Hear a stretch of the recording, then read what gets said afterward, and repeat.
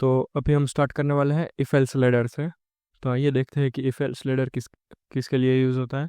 If else is a multi branch decision statement.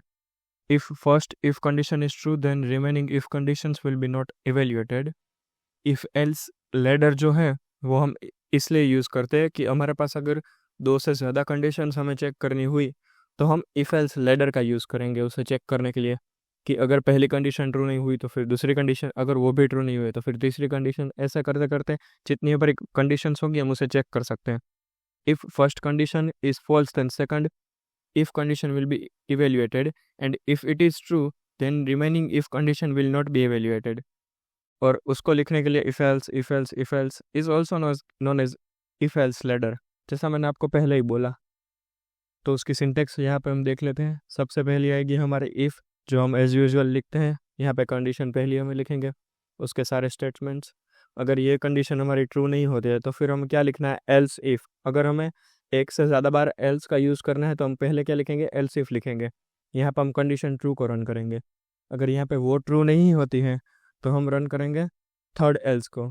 अगर हमारे पास यहाँ पे चार कंडीशन होती है तो हम एक बार वापस यहाँ पे एल्स इफ लेते, लेकिन हमारे पास अभी हम तीन कंडीशन के लिए ही देख रहे हैं तो सिर्फ यहाँ पे एल्स इफ ही लिखा है हमने। अब उसका फ्लो चार्ट भी हम देख लेते हैं। सबसे पहले कंडीशन हम चेक करेंगे, अगर वो ट्रू हो गई तो डायरेक्ट एग्जीक्यूशन ले लेंगे। लेकिन अगर वो फॉल्स हुई तो हम क्या चेक करेंगे, कंडीशन नंबर 2। मान लो कि वो ट्रू हो गए तो हम क्या करेंगे, उस कंडीशन को यहाँ पर डायरेक्टली एग्जीक्यूट कर देंगे। अगर वो भी फॉल्स हुई तो हम कंडीशन नंबर 3 चेक करेंगे। अगर वो ट्रू हो गई तो हम डायरेक्ट एग्जीक्यूट कर देंगे प्रोग्राम आगे का। अगर वो फॉल्स होती है तो हम डायरेक्टली जो आगे के हैं कंडीशंस, सारे स्टेटमेंट्स वो रन कर देंगे। अगर इनमें से कोई भी नहीं होती है रन तो बाकी के सारे जो स्टेटमेंट्स हैं हम वो रन कर देंगे। अगर कंडीशन नंबर 3 ट्रू हो गई तो हम बाकी के स्टेटमेंट्स रन करेंगे। आइए देखते हैं एक प्रोग्राम के साथ। सबसे पहला प्रोग्राम है write a program to print 0 positive और नेगेटिव नंबर। हमें यहाँ पे बताया गया है कि यूज़र या 0 एंटर करे या पॉजिटिव एंटर करे या नेगेटिव एंटर करे। हमें बताना है कि यूज़र ने क्या एंटर किया है।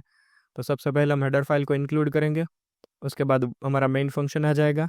फिर एक वेरिएबल लेंगे हम इंटीजर ए, उसके बाद यूज़र के पास से नंबर हम लेंगे। फिर पहली कंडीशन हम चेक करेंगे, if A is greater then 0। अगर ए की वैल्यू 0 से बड़ी है तो हम प्रिंट कर देंगे पॉजिटिव नंबर। और आपको यहाँ पे एक चीज़ आप यहाँ पे नोट करोगे कि यहाँ पे ब्रैकेट्स क्यों नहीं लिए गए।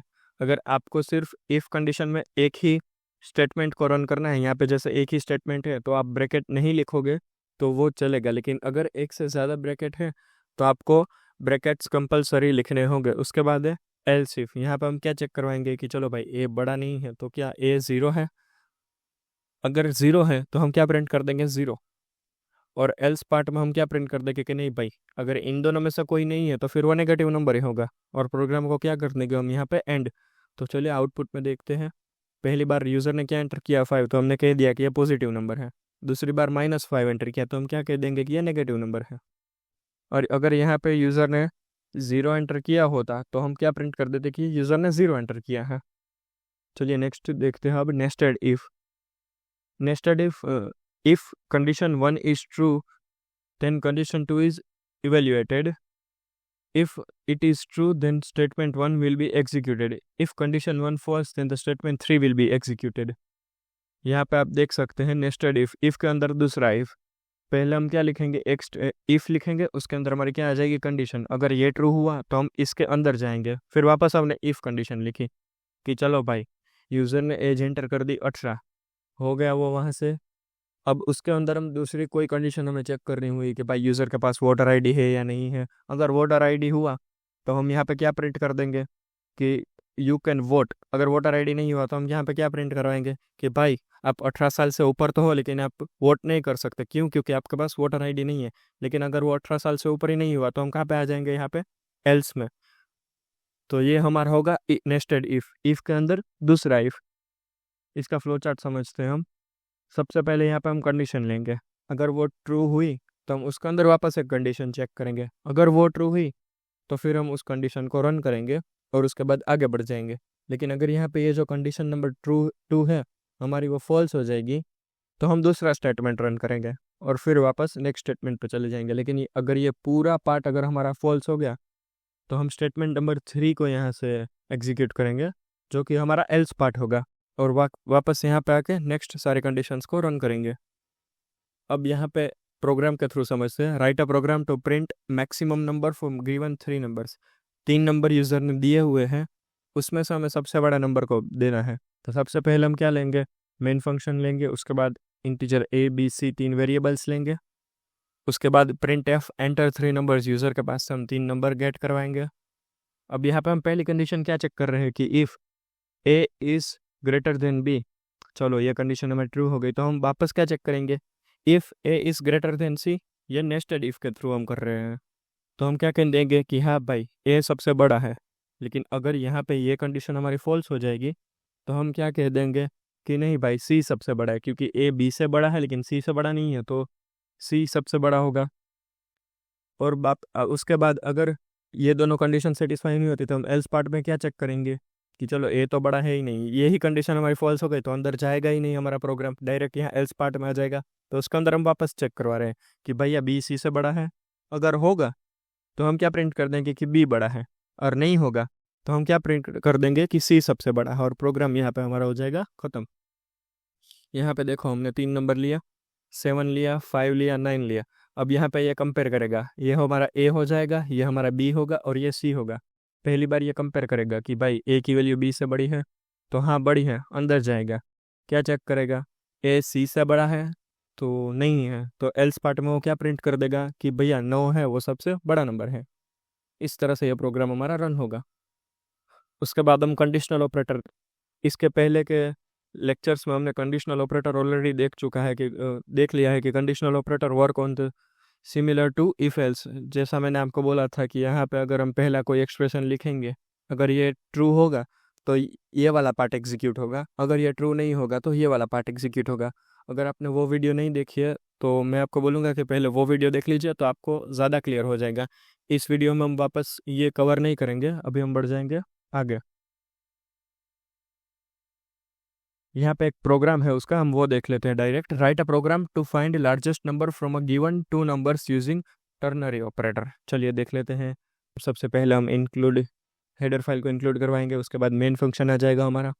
उसके बाद हम यहाँ पे 3 वेरिएबल्स लेंगे, ए बी और मैक्स। उसके बाद हम यूज़र के पास से सिर्फ 2 ही नंबर लेंगे। उसके बाद हमने 2 नंबर्स ले लिया। उसके बाद हम यहाँ पे मैक्स इज इक्वल्स टू करके क्या कर रहे हैं, पहले कंडीशन को चेक करवा रहे हैं। अगर ये कंडीशन ट्रू होगी तो वो ए प्रिंट कर देगा, अगर ये कंडीशन फॉल्स होगी तो वो बी प्रिंट करेगा। और यहाँ पे हम क्या करवा रहे हैं, print %d is the largest. उसके बाद मैक्स, जो यहाँ पे वैल्यू हो आएगी हमारे पास, ए या बी दोनों में से किसी एक की भी, उसको हम मैक्स के वेरिएबल में स्टोर कर रहे हैं, और उसे हम क्या करवाएंगे, प्रिंट। तो यहाँ पे देखिए, यहाँ पे सबसे पहले 2 नंबर्स दिए हैं, 4 और 5। हमारे यहाँ पे कंडीशन क्या है, if A is greater than B. यहाँ पे ये कंडीशन हमारी फॉल्स होगी तो वो क्या प्रिंट करके देगा, डायरेक्ट बी। तो देखो यहाँ पे 5 इज़ लार्जेस्ट उसने प्रिंट करके दे दिया। अब आएगा सबसे मेन कॉन्सेप्ट स्विच केस का। The switch statement allow to execute one block among many alternatives. ये इफ एल्स लेडर की तरह वर्क करता है स्विच केस। यहाँ पे ब्लॉक्स में हम एग्जीक्यूट करते हैं, और इफ एल्स में हम कई बार multiple statements, if else if ने कई बार लिखने से बढ़िया है कि हम यहाँ पे स्विच केस का यूज़ कर सकते हैं। यहाँ पे स्विच करके हम कोई एक्सप्रेशन दे देंगे, जो हमारा एक्सप्रेशन आएगा वो, उसके बाद हम देंगे केस। यहाँ पे पहला केस हमारा जो होगा वो, उसके बाद हमने यहाँ पे लिखा है ब्रेक। ब्रेक हम इसलिए लिखेंगे कि अगर ये कंडीशन ट्रू हो गई ना, तो ये बाकी के केसेस चेक करने नहीं जाएगा। यहाँ पे डिफ़ॉल्ट के बाद का जो डायरेक्ट आ जाएगा ना, वो ही एग्जीक्यूट कर देगा। इस तरह से हम यहाँ पे कितने भी केसेस लिख सकते हैं। और लास्ट हमारा आएगा एक डिफ़ॉल्ट, कि अगर मान लो यहाँ पे मुझे बताया गया है कि आपको एक प्रोग्राम लिखना है डेज के लिए, कि भाई अगर यूज़र ने 2 एंटर किया तो आपको बताना है कि वो ट्यूसडे है। तो मान लो यहाँ पे किसी ने 8 एंटर कर दिया, तो 8वां दिन तो कभी होता ही नहीं है, क्योंकि Sunday, Monday, Tuesday, Wednesday, Thursday, Friday and Saturday 7 दिन ही होते हैं। तो मैंने 8 एंटर किया, तो वो यहाँ पे डिफ़ॉल्ट में आ जाएगा, और वहाँ पे मैं यहाँ पे प्रिंट करवा दूंगा कि भैया आपने रॉन्ग नंबर एंटर किया है, 1 से 7 के बीच में ही एंटर कीजिए। आपको इसका आगे एग्जाम्पल आएगा तो ज़्यादा क्लियर होगा। The expression is evaluated once and compared with the values of each case. यहाँ पे एक्सप्रेशन हमारा होगा, यहाँ पे अगर हमने यहाँ पे लिख दिया कि डेज, और यहाँ पे अगर यूज़र ने एंटर किया 1, तो यहाँ पे हम क्या लिख देंगे कि प्रिंट एफ मंडे और ब्रेक करवा देंगे, तो ये बाकी के सारे केसेस चेक नहीं करेंगे। अगर हम 2 लिखेंगे तो ये केस नंबर 2 को देखेगा, इसी तरह से चलता रहेगा ये पूरा। If there is a match the corresponding statements after the match case are executed. जैसा मैंने आपको बताया कि अगर यहाँ पे उसको मैच मिल गया तो यहाँ के वो सारे स्टेटमेंट्स रन करेगा और उसके बाद क्या कर देगा, ब्रेक कर देगा।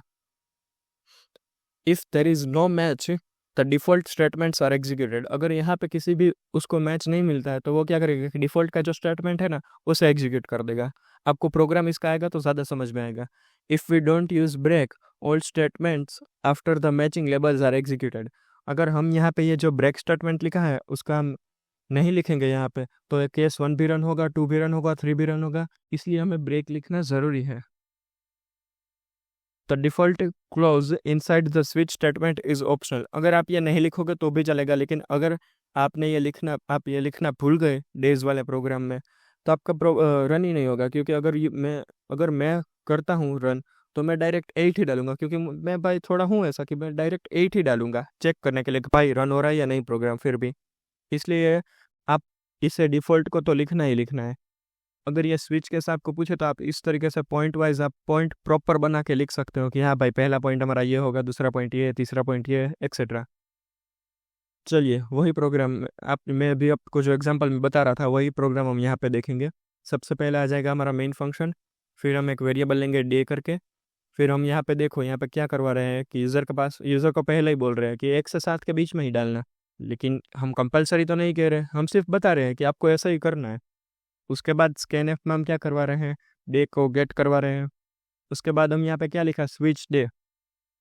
उसके बाद हमारा केस नंबर 1, अगर यूज़र ने 1 एंटर किया तो हम क्या प्रिंट करवाएंगे कि भैया वो संडे है, फिर ब्रेक कर देंगे। इसी तरीके से 2 किया तो मंडे, 3 किया तो ट्यूसडे ब्रेक, 4 किया तो वेनसडे ब्रेक, 5 किया तो थर्सडे ब्रेक, 6 किया तो फ्राइडे ब्रेक, अगर 7th किया तो सैटरडे, फिर ब्रेक करके। यहाँ पे डिफ़ॉल्ट में हम क्या लिखेंगे, रॉन्ग इनपुट। आप यहाँ पे ये भी लिख सकते हो कि भाई आपने गलत नंबर डाला है। रॉन्ग इनपुट हमने यहाँ पे इसलिए लिखा कि यूज़र ने अगर 1 से 7 में नहीं इनपुट किया तो ये क्या बता देगा कि आपने रॉन्ग इनपुट दिया है, और फिर हम बैक कर देंगे वापस, और उसके बाद हमारा प्रोग्राम यहाँ पे हो जाएगा ख़त्म। चलिए इसका आउटपुट देखते हैं। चलो यूज़र ने एंटर किया 5, तो यहाँ से ये चेक करना स्टार्ट करेगा केस नंबर 1, अगर यहाँ पे क्या एंटर हुआ है 5, तो 1 नहीं एंटर हुआ, 2 नहीं हुआ है, 3 नहीं, 4 नहीं, 5 उसको यहाँ पे मिलेगा तो वो क्या प्रिंट कर देगा, थर्सडे, और उसके बाद वो क्या कर देगा, ब्रेक। मतलब कि यहाँ से आगे वो कोई चेक ही करने नहीं जाएगा, डायरेक्ट प्रोग्राम के बाहर आ जाएगा। इस तरीके से वर्क करता है। आपके लिए कुछ यहाँ पे प्रैक्टिस के लिए मैं प्रोग्राम्स रख रहा हूँ। आई होप कि आप ये ट्राई करें, और अगर आपको ना समझ में आए तो मैं डिस्क्रिप्शन में अपना नंबर रख दूँगा। आपको कहीं पे भी इन प्रॉब्लम्स आए तो मुझे प्लीज़ आप बता सकते हैं। तो आज के वीडियो के लिए बस इतना ही रखते हैं। आगे हम देखेंगे एंट्री कंट्रोल लूप और exit control loop unit number 3 में। Thank you.